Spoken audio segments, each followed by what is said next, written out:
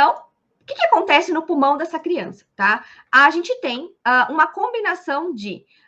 esse vírus, ele tem uma afinidade por essas células específicas, um tropismo ali pelas células do bronquíolo, tá? E aí vai ter destruição celular, a virulência do vírus, né? Depende, ele vai causar uma destruição nas células. Depende também do calibre do hospedeiro, então quanto menor a criancinha, menor o calibre da via aérea, mais predispõe à obstrução.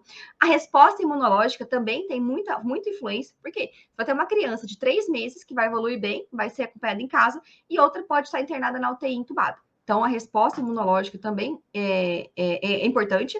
Então, a gente tem essa inoculação do vírus na via aérea. Mais ou menos 4 a 5 dias depois, ele fica assintomático, né? 4 a 5 dias depois, pode haver a disseminação para vias aéreas inferiores, conforme eu falei para vocês, em 1/3 dos pacientes. E aí ele pode desenvolver a bronquiolite ou a pneumonia. Então, a bronquiolite é inflamação no bronquíolo terminal, ali, certo? Tem o bronquíolo terminal e o respiratório, que é onde já começa a haver algumas trocas gasosas.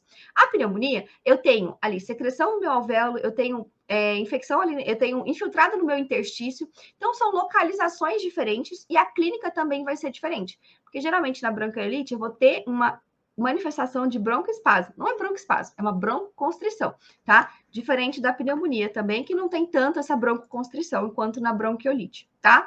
O que vai acontecer nesse paciente? Quais são os mecanismos de lesão ali do ponto de vista anatômico? Então, o vírus foi lá, lesou as minhas células, tá?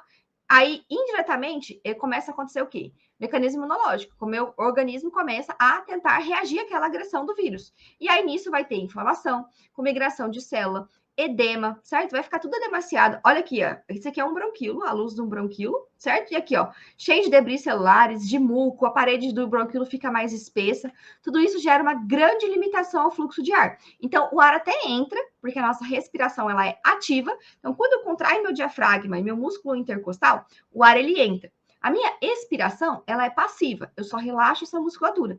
Então, se eu tenho uma secreção ali, eu vou ter dificuldade em exalar esse ar. Por isso que a gente vai ver as atrações na radiografia, que a gente vai ver mais para frente, tá? A contração do músculo liso pode acontecer e fazer broncoconstrição? Pode, mas é rara, não é frequente. Geralmente, a limitação de fluxo é por muco, edema e os debris celulares, e não pela contratura da musculatura lisa. Então, por isso que os broncodilatadores não têm eficácia, certo? Já fica aí a dica do tratamento, certo? Então, é aqui, ó. Do lado esquerdo, vocês estão vendo um bronquíolo e um alvéolo normal. Aqui do lado direito, o que a gente tem? A gente tem essa produção de muco, secreção, então diminui a luz da minha via aérea. E aí, o que acontece? O ar entra e às vezes tem dificuldade de sair. Então, eu faço o quê? Um espaço morto. Eu tenho um montão de ar aqui nesse alvéolo, mas eu não tenho nem sangue passando ali para haver trocas. Então, aquele ar que está ali, ele não consegue de forma adequada a ver as trocas. Ele não entra para dentro dos meus capilares.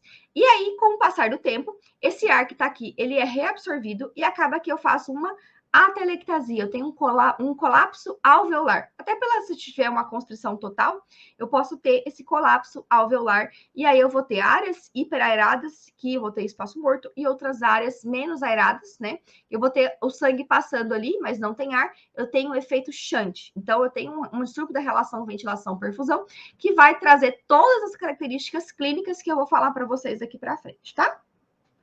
Ai, gente, eu esqueci de botar aí o grande. Pronto, deu para ver melhor? Jana, muito obrigada, Jana, eu esqueci. Obrigada por me lembrarem. Certo? Deixa eu ver aqui. Pronto.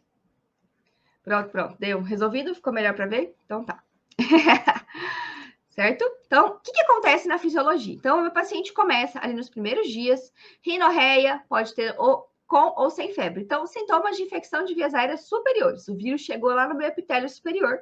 Aí, passaram-se aí 4, 5 dias, ele começa a invadir e lesar a minha via aérea inferior. Então, eu vou ter, aí de sintomas, eu vou ter tosse que pode ser persistente, aumento do trabalho respiratório, o paciente vai começar a não querer se alimentar, vai ter aí o seu episódio de sibilância, pode ter estertoração também, estertores crepitantes, subcrepitantes. Então, a ausculta na bronquiolite é muito rica, pode ser diverso, tá?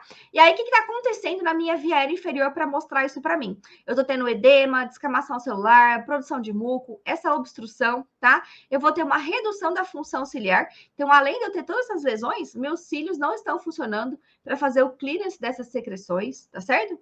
Proliferação, então, olha aqui à esquerda, um bronquíolo normal, e à direita, olha só como que fica, tudo inflamado, obstruído, certo? E aí, passou ali os meus 10 a 12 dias para frente, eu vou tendo uma redução gradual desses sintomas, da via aérea superiores e inferiores vão melhorando, e a gente tem que estar atento que nessa fase de recuperação, o paciente pode evoluir com complicações, e aí bacterianas, como, por exemplo, otite, que é mais frequente, pneumonia, ou algum outro vírus, que também estamos vendo com muita frequência, essas co-infecções, tá certo? Então, é basicamente aqui uma tabelinha para vocês terem noção de como está funcionando essa evolução toda, tá?